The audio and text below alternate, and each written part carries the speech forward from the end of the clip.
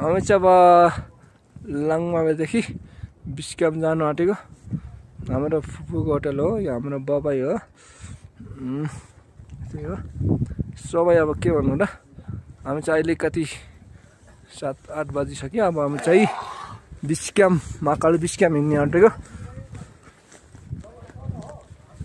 अझै महाकाल बिस्क्याम लागौँ है गाइस, अब यस्तो रमाइलो हुन्छ।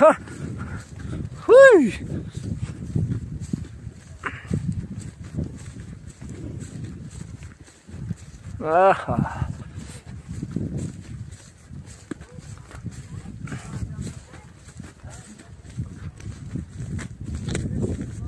पुरै अहिले चाहिँ घाम आइसक्यो। हामी अब बिस्तारै जाने उसमा सोचमा छौँ। हाम्रो फुपूको यही होटल हो, यता ठुलो बाबाको हो। हाम्रो साथीहरू कोही फर्किँदैछ, कोही हामी बिस्क्याम जाँदैछौँ। अब हुन त आफ्नो आफ्नो बाटो रहेछ।